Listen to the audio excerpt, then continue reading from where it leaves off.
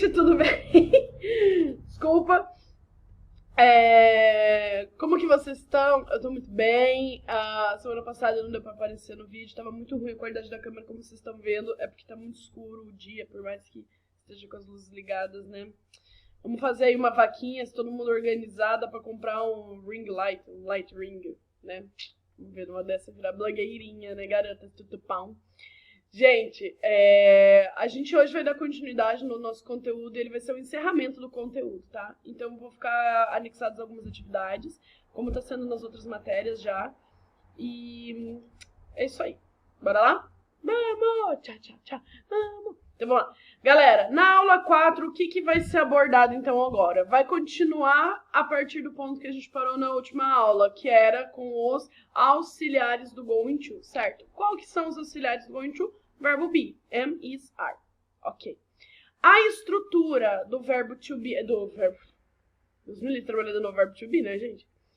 A estrutura, então, do going to, qual que vai ser ela? Vai ser sempre usado um sujeito, o auxiliar, o going to e um verbo base.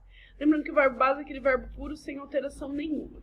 Então, eu vou ter na afirmativa um sujeito, por exemplo, I. O verbo be, qual que é o verbo be que funciona com I? É o am, então, I am.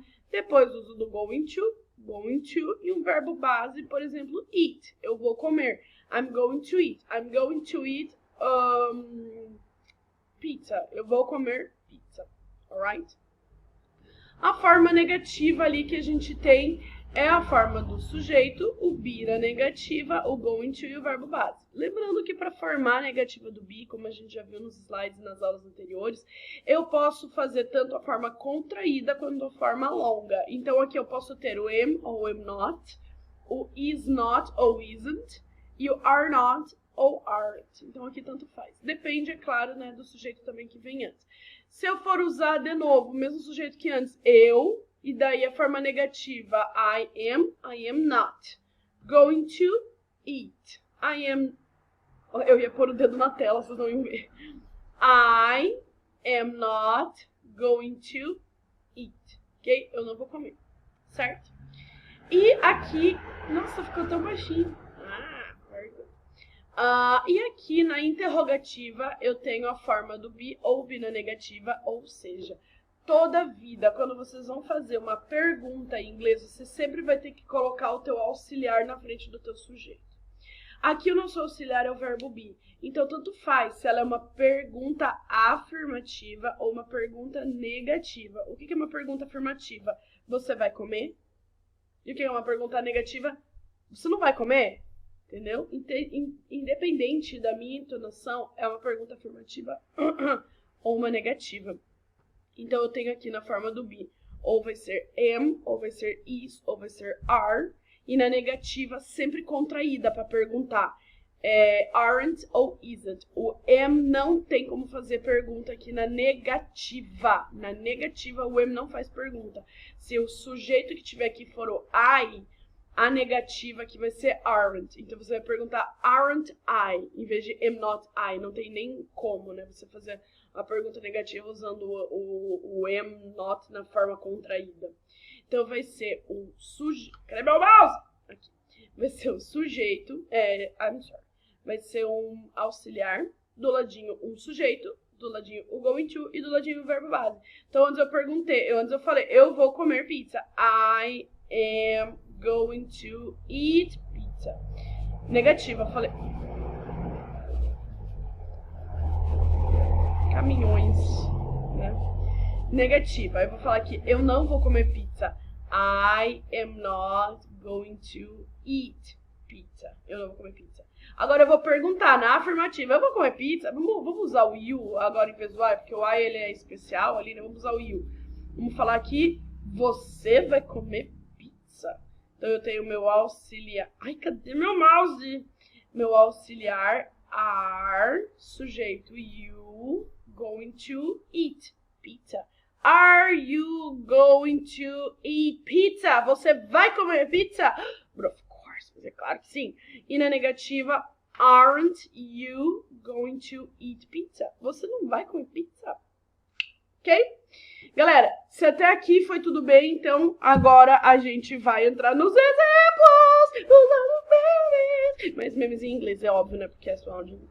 Vamos lá, então. Nas afirmativas, eu tenho o uso de um sujeito, verbo be, going to e verbo base, então eu selecionei dentro da própria frase aqui para vocês verem.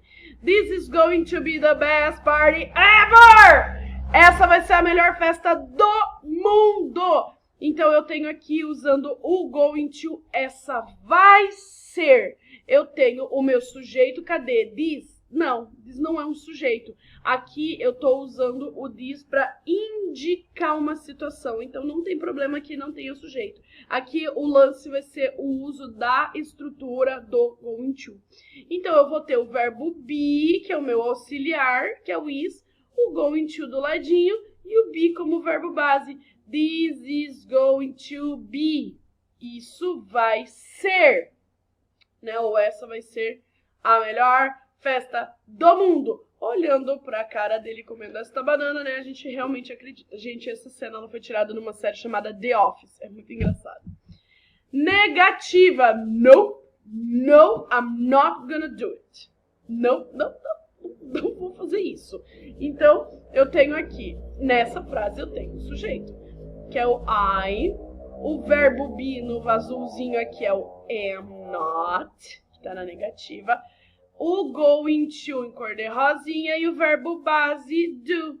O it ele é só um complemento, tá? Então, I am or I'm not going to do it. Eu não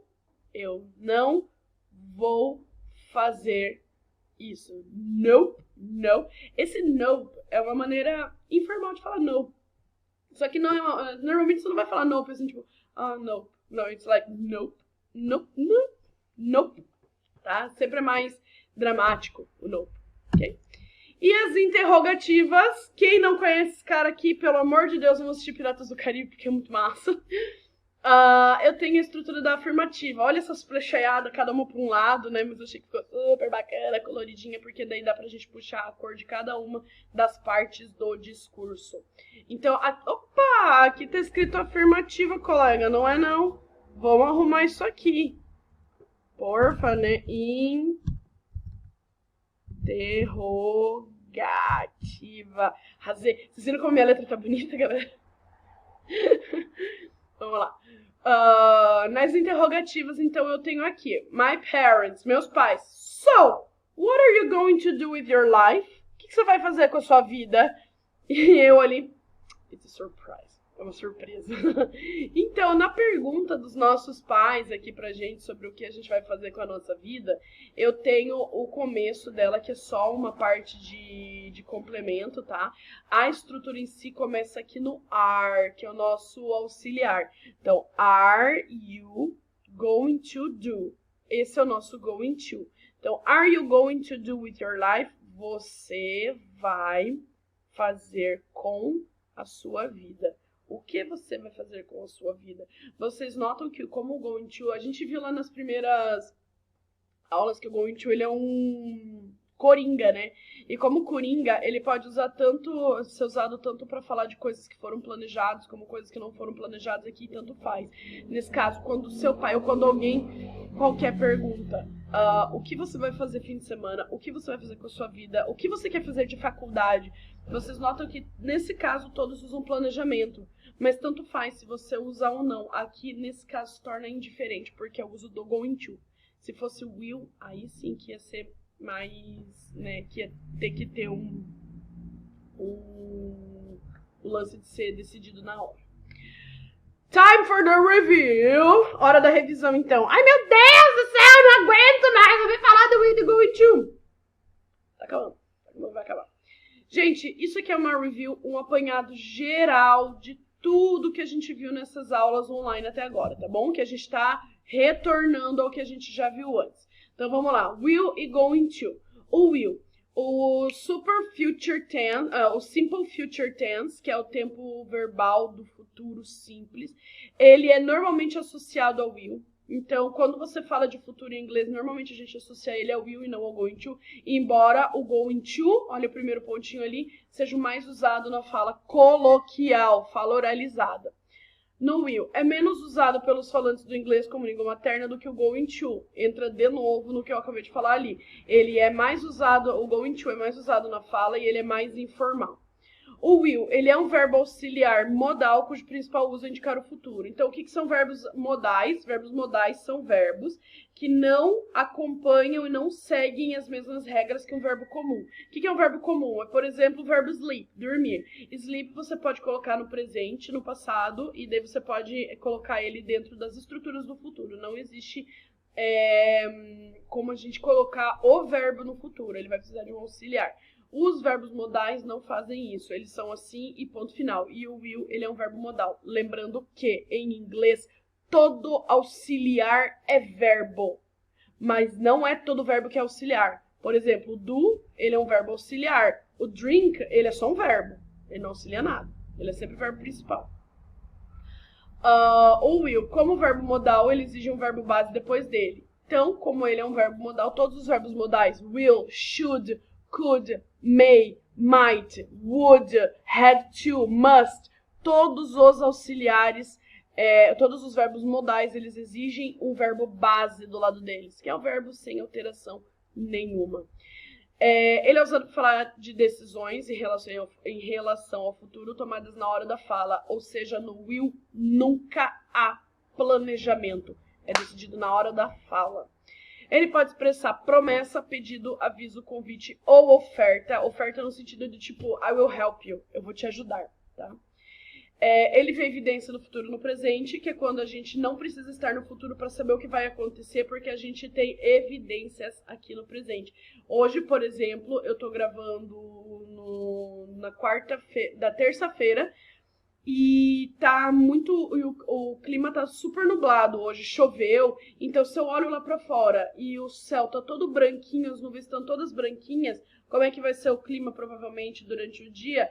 Vai estar nublado, vai chover. Então, é evidência do futuro estando no presente. E por último, não pode ter planejamento prévio, salvo por formalidades. Ou seja, eu não posso planejar, eu não posso falar de coisas planejadas com o will. O que são salvo formalidades? Lembrando que quando eu uso o will sem ser de maneira planejada, ele fica extremamente formal. Como se eu estivesse falando, eu lavarei o chão. Ninguém fala assim, né? Eu vou lavar o chão, eu vou limpar a casa. O going to é a forma mais utilizada na coloquial e é mais informal, como a gente acabou de contrastar com o will. Ele é considerado um coringa porque ele pode ser usado em qualquer situação futura, que não seja future perfect ou future perfect continuous, que vocês não viram ainda. Sempre existe um verbo base depois dele, não porque ele é um verbo modal, mas porque ele termina em to e acaba entrando o verbo no infinitivo. Planos ou intenções futuras estabelecidos previamente, pode ser falado de coisas que foram estabelecidas previamente, que estão sendo planejadas. Decisões tomadas na hora da fala, pode também, que nem o will. Tabela de horários, pode também, por exemplo, essa aula vai ao ar às 7 horas. Então, quer dizer que no futuro, às 7 horas, essa aula vai ao ar. Evidências do futuro no presente, mesma coisa que o will, quando a gente não precisa estar no futuro para saber o que vai acontecer. Tá bem, meninas? Tutupão? Espero que vocês tenham entendido bem esse conteúdo. Para quem ainda restava dúvida de algum modo, espero que elas tenham sido sanadas. Esse conteúdo aqui vocês já viram em aula, foi o que a gente viu, acho que com mais força no primeiro bimestre. Não há nada de novo ainda aqui, ok? Galera, vão ficar umas atividades ali disponibilizadas para vocês, como vocês estão fazendo nas outras matérias, tá? Se tiver qualquer dúvida para fazer ela no geral, vocês sabem que o nosso horário de chat é na sexta-feira, à 1h30. Se precisar, eu tô lá. Se não precisar, eu tô lá também. Tá bom? Gente, beijo. Até a próxima aula.